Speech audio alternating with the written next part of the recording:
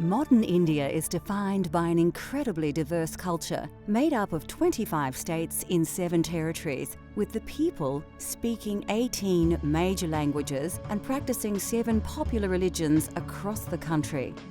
This incredible subcontinent lays claim to a vast and varied array of cooking styles, spices, and culinary philosophy. Welcome to the exotic cultural flavours of India.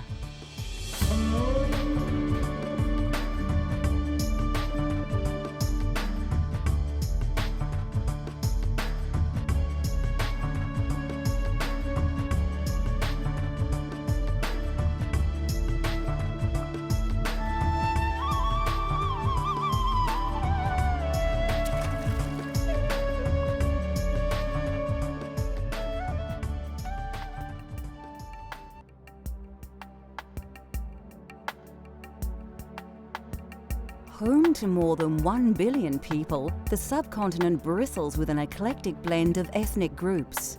This translates into an intoxicating cultural and culinary experience that can take a lifetime to discover.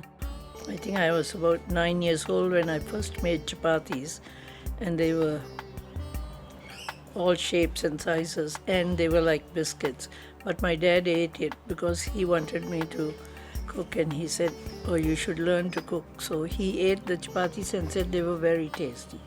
So I think from that we encouraged me to start cooking.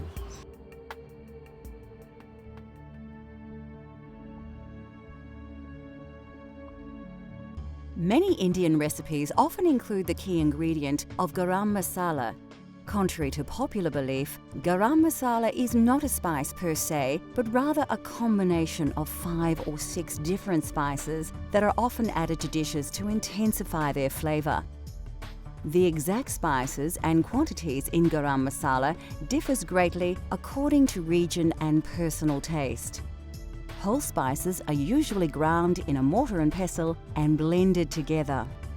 In Hindi, garam masala literally means hot mixture, yet chilies do not feature as one of the key ingredients, and the garam masala blend should be intensely spicy rather than hot. A garam masala mix includes a range of spices. Black or white peppercorns feature commonly, as do cloves, which have a strong and bitter taste and should be used sparingly. Cardamom comes in 2 varieties. Large black cardamom seeds display a strong flavour, while the smaller green cardamom seed is sweeter on the palate. Star anise is always a key ingredient in any masala mix, and it's easily recognisable for its unique shape. The flavour of this exotic spice resembles that of anise, fennel, and tarragon. Coriander seeds, which have a lemony citrus flavour when crushed, are often mixed in generous quantities with cumin seeds as part of the spice blend. In the northwest of the country, cinnamon is usually added to garam masala combination. This spice, which is derived from the bark of a tree, is very versatile and can be used in sweet and savoury dishes. Indian bay leaves are always added for their distinctive fragrance and flavour. Commercial mixes of garam masala are available from any supermarket, but anyone with a real sense of adventure will not regret blending their very own. Across India, meats are traditionally roasted in a tandoori oven. For those of you that don't have access to one of these, a barbecue is a very good alternative. Tandoori meats are first marinated with yogurt and garam masala and ginger and garlic and lemon juice. You can use either prawns or fish or chicken or lamb, and it's cooked very quickly in this hot clay oven, bringing out some very nice moist dishes which are beautifully roasted.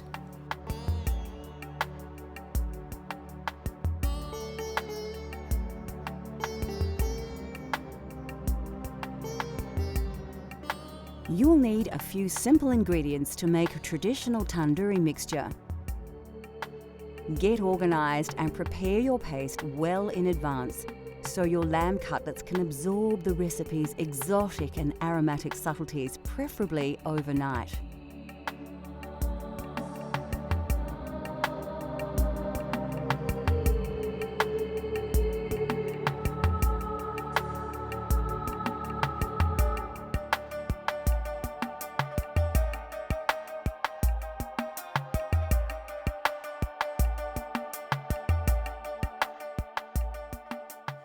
Add 2 tablespoons of ginger and garlic paste to a medium-sized mixing bowl. Add some of the juice from 1 lemon, then add 1 to 2 tablespoons of your favourite garam masala mix. Around half a teaspoon of red tandoori powder will give the meat its intense red colour once cooked. Scoop in 3 tablespoons of Greek-style yogurt and 2 tablespoons of vegetable oil. Now grab a spoon and thoroughly mix all the ingredients together. Your tandoori mixture is now ready to be added to the meat. At this stage, it's a good idea to wear gloves as the tandoori mixture will colour your hands just as well as the meat. Take your lamb cutlets and place them in a large mixing bowl. Scoop 2 teaspoons of ginger and garlic paste over the lamb and add the rest of the lemon juice. Add around 1 teaspoon of chili powder plus a teaspoon of salt and thoroughly massage all these ingredients into the meat. Now add about 6 tablespoons of the tandoori mixture that you have prepared earlier. Rub the mixture into the lamb well and ensure that all the cutlets are covered. Place the cutlets onto a plate, cover and store in a refrigerator for at least 4 hours, although overnight is best. This allows all the flavours of the spices to penetrate the meat. Instead of a tandoori oven, we're going to use a barbecue to cook the marinated lamb. Preheat the barbecue to a very high temperature and place the cutlets onto the hot plate, allowing them to sizzle in the rich marinade. Once they start to brown, turn them over and let them cook for another few minutes. Cooking the meat on a high heat will blacken the marinade in places and cook the outside of the meat well, while still keeping the cutlets tender and juicy inside. When ready, place the cutlets on a bed of lettuce. Serve with a simple salad made with cucumber, red onion, tomato and coriander. Finally, garnish with a wedge of lemon, which can be squeezed over the cutlets just before you enjoy them. Still to come on Cultural Flavours, India. We spice things up with an authentic style curry with Punjabi influences. Breads are eaten everywhere and mainly used to scoop up the main meal, especially in the Punjab region. We have different types of breads there. We don't eat too much of rice there, it's mainly bread. There's naans, there's bhaturas, there's chapatis, which I made today, there's parathas, there's stuffed parathas with, methi, which is fenugreek leaves. We love our bread in India, we eat a lot of it there.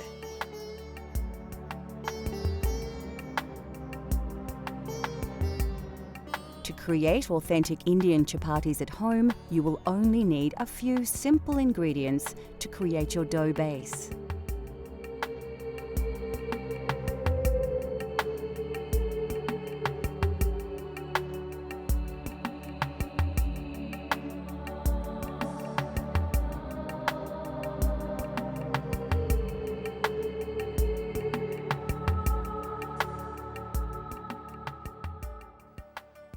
First, place your flour into a mixing bowl, add some water and then some oil, and start mixing it with your hands.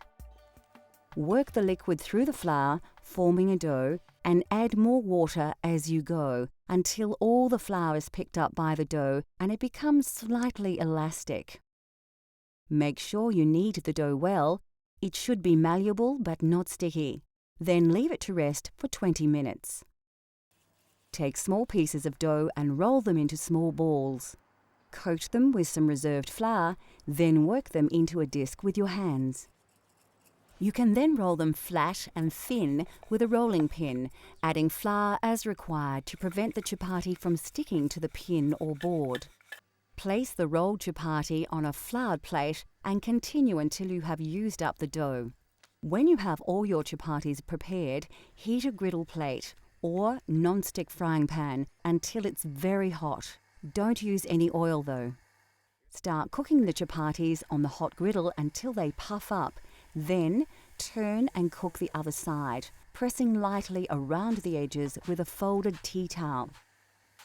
As each one is cooked, wrap in a clean tea towel until all are ready. This prevents them from drying out. To serve, lightly spread with ghee, which is clarified butter, chapatis are generally served as an accompaniment to curries and vegetables.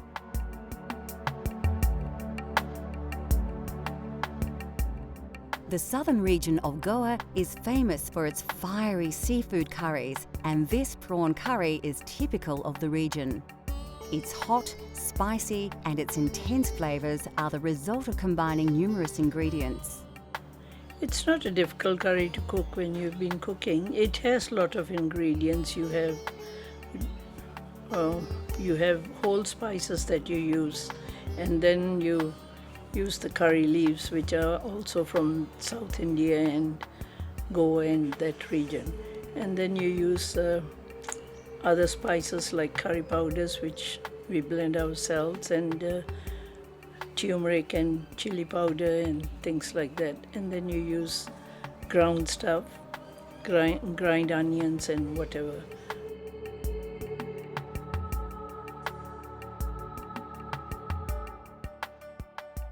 Like most curries, the secret is to start with a good curry paste. Combining these ingredients in an electric blender is a quick and simple way to make a great base for your curry. For those of you looking for a truly authentic Goan taste, liberally add more chili and vinegar to your curry paste.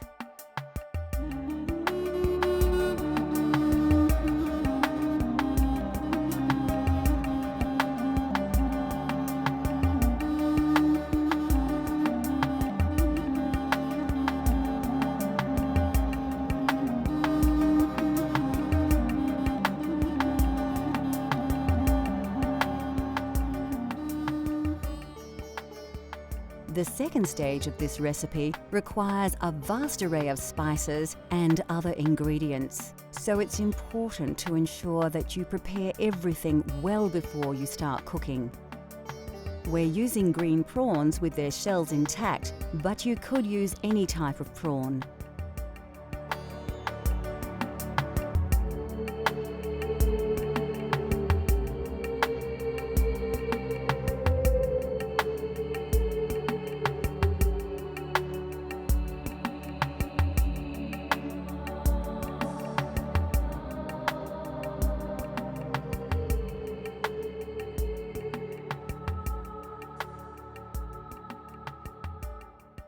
Goan prawn curry is usually enjoyed with basmati rice or eaten with breads such as chapati or naan.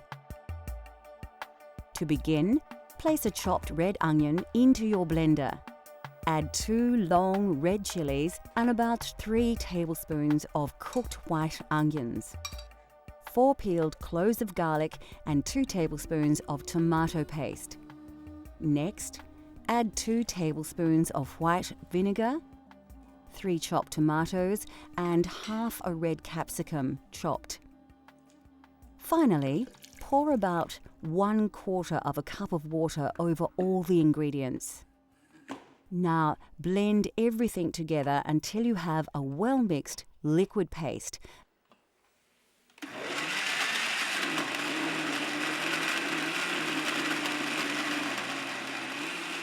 And put this to one side until later.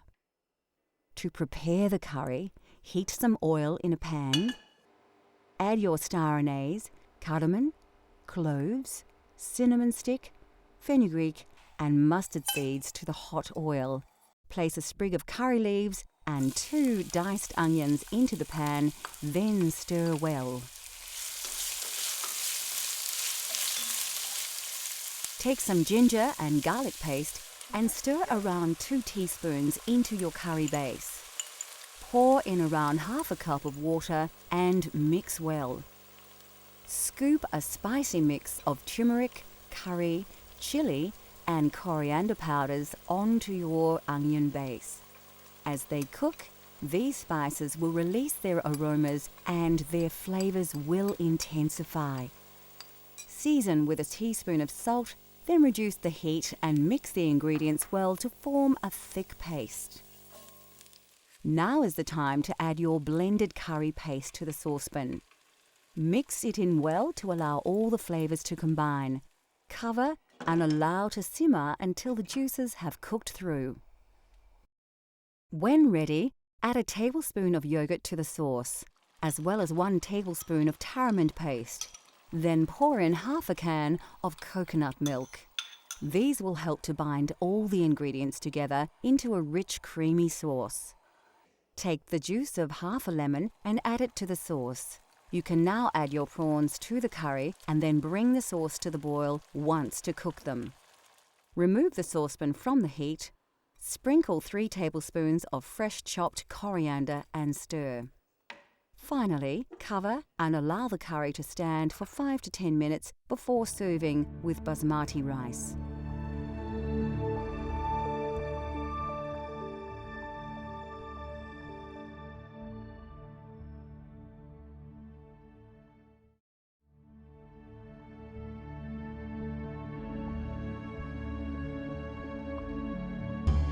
India produces more lentils than any other country in the world. These pulses are packed with high levels of protein as well as many essential minerals and vitamins. They are inexpensive, extremely nutritious, highly versatile and considered by many to be one of the healthiest food sources available.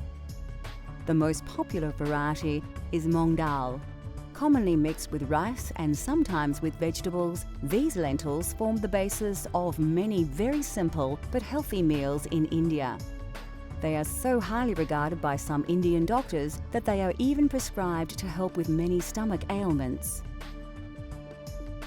Black urd dal is very popular, especially across the north of the country. It forms the main ingredient of dal makhani, the most characteristic signature dish of the Punjab region.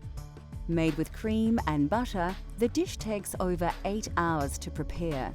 Very tasty and nutritious, dal makhani is usually accompanied by rice or served with freshly cooked chapatis. The white variety are simply black urd dal with their intensely flavoured shells removed. These are often soaked and ground to make delicious donuts, which are very popular throughout India. In southern regions such as Kerala, cooks use tur dal to create sambar, a spicy soup made with vegetables and tamarind. These small split chickpeas are chana dal. They have a variety of uses, not least as an ingredient in the crispy papadam, a favourite accompaniment at most Indian restaurants around the world.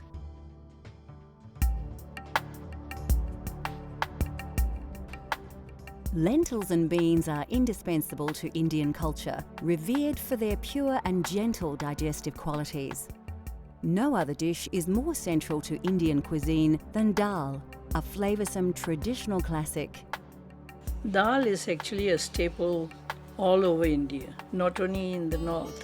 All over India, everybody eats dal. And it is actually the poor man's staple food, really. But we always have dal with whatever you cook, you have in it.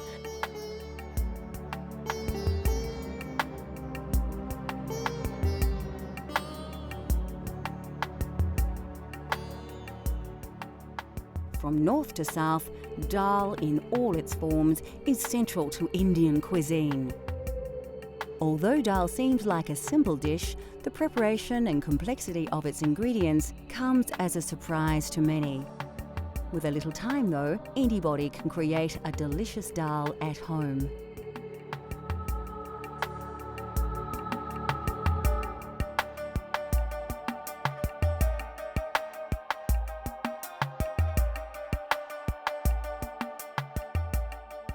What gives this Punjabi masoor dal its amazing flavour is the traditional spice paste, bursting with a classic combination of spices that produce aromas that will transport your taste buds straight to India.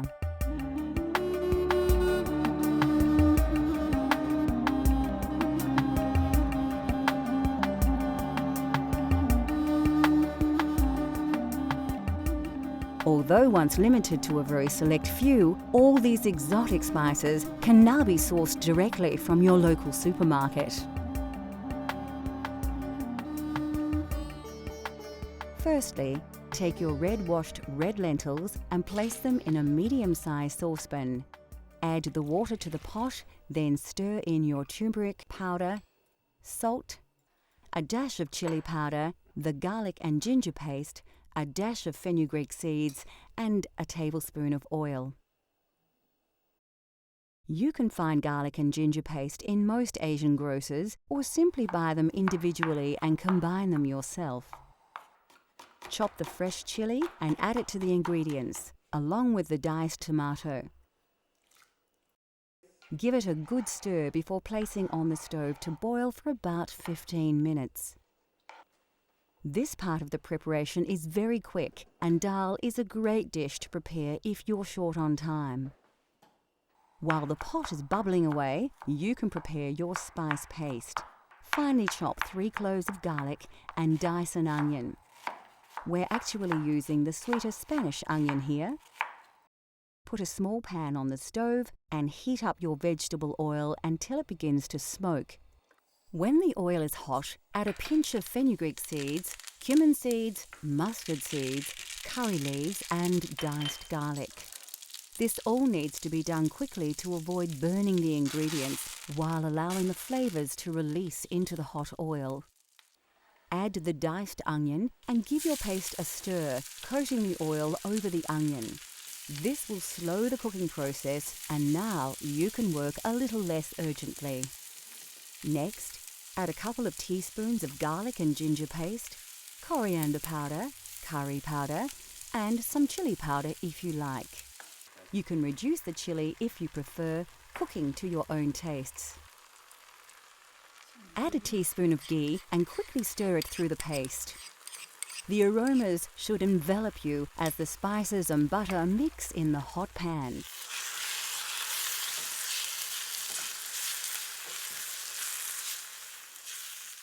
By now, your dal should be cooking nicely, and a large portion of the water will have been absorbed by the lentils. Stir the spice paste into the dal on the stove top and mix in well. Keep it on the heat while stirring to help the flavours combine. Lastly, finely chop some fresh coriander, stalks and all, and add it to the dal. Keep a little aside to use as a garnish when serving. Now you too can prepare a traditional Punjabi masoor dal, a delicious, authentic vegetarian Indian dish, rich in flavours and good for you as well.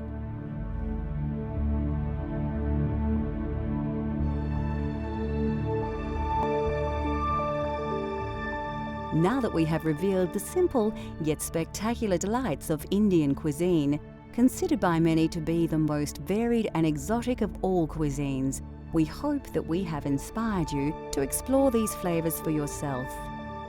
Cultural Flavours continues to explore the world and its cultures through the diversity of food.